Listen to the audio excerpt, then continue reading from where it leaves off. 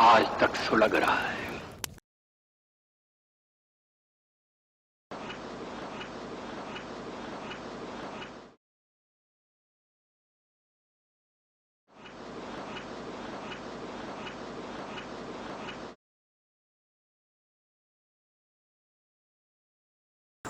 नवंबर 1949 संविधान अपनाने से ठीक 8 दिन पहले संविधान सभा के अंदर एक जबरदस्त बहस हुई डॉक्टर अंबेडकर और एचवी कामत के बीच, क्योंकि बाबा साहब द्वारा लिखे संविधान का आर्टिकल 1 इस देश को इंडिया दैट इज भारत इन दो नामों की पहचान दे रहा था। कामत और गोविंद दास का कहना था कि इस धरती का गौरवपूर्ण इतिहास और यहाँ के लोगों की पहचान गुलामी काल इंडिया से नहीं बल्कि सर्वोत्तम सच की खोज, बुद्ध, महावीर, कृष्ण, गुरु नानक, कृष्ण मूर्ति जैसे देव पुरुषों की उपस्थिति और वेद, पुराण, महाभारत जैसे सनातन ज्ञान से निहित भारत से है। अतः इस देश का पहला नाम भारत और article 1 Bharat in English language India shall be the union of states होना चाहिए। भरी सभा में महात्मा गांधी का नाम लेकर बोला था गोविंद दास ने कि इस देश ने जिस आजादी के लिए खून बहाया उसमें लगने वाली जय भारत माँ की थी। विरोध हुआ जो कर सकते थे, वोट डली और इंडिया जीत गया। इतिहास 500 साल का हो गया, किताबें मुगलों की कला से चमकने लगी, अंग्रेजी पहचान बन गई, कांग्रेस आजादी की मिसाल, महात्मा गांधी इंडिया के राष्ट्रपिता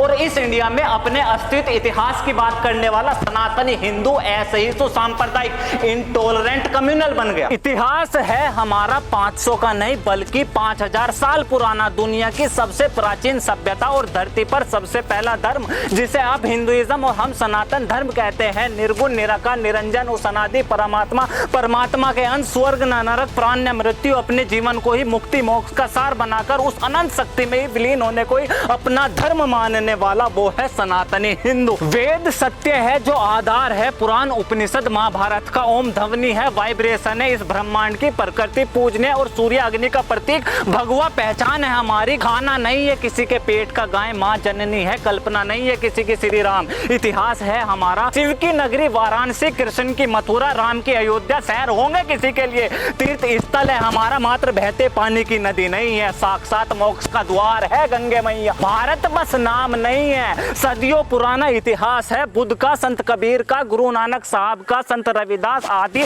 देव पुरुषों का। उस संविधान सभा में जानते तो सब थे, खुलकर बता नहीं सके कि इतना विरोध होने के बावजूद इंडिया नाम से इतना लगाव क्यों था। कुछ दलीलें दी गई यह कहकर कि इंडिया सेकुलर की पहचान होगा, अल्पसंख्यक सुरक्षित और बराबर महसूस करेंगे, हिंदुस्तान, भारत, हिंद, भारतवर्ष जैसे नाम सांप्रदायिकता की छाप और अल्पसंख्यकों को हिंदुआइज्ड होने का भय पैदा करेंगे। आजाद तो जरूर हुए थे हम, लेकिन एक ऐसे नाम के साथ जिसका इस देश के लोगों के साथ कोई सांस्कृतिक महत्व नहीं था, एक ऐसी भाषा के साथ जो ये देश बोलना नहीं जानता था, एक ऐसे लोकतंत्र के साथ जो स्वराज प्रणाली को खत्म कर कलेक्टर राज पर खड़ा था, और एक ऐसे संविधान के साथ जो इस देश के समाज की आकांक्षाओं को प्रतिबिंबित नहीं करता था। हम कौन है अगर ये देश ये बताने में आत्मगौरव, राष्ट्र गौरव की अनुभूति नहीं करता, तो जिस देश का सपना स्वामी विवेकानंद के प्रवचनों में था, श्री औरबिंदु की वाणी में था, लोकमान्य तिलक के दर्शन में था, बाबा साहब अंबेडकर की संविधान रचनाओं में था, और जिस देश का चित्र महात्मा गांधी ने प्रस्तुत करा था वो देश आजादी के बाद भारत से इंडिया बन गया। इतिहास 500 साल का हो गया, किताबें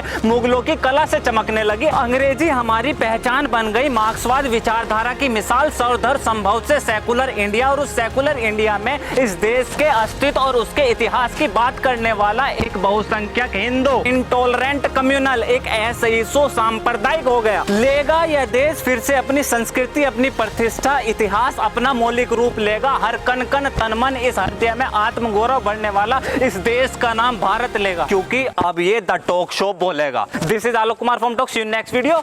जय हिंद। आपका साथ चाहिए, प्लीज सब्सक्राइब। आज तक सुलग रहा है।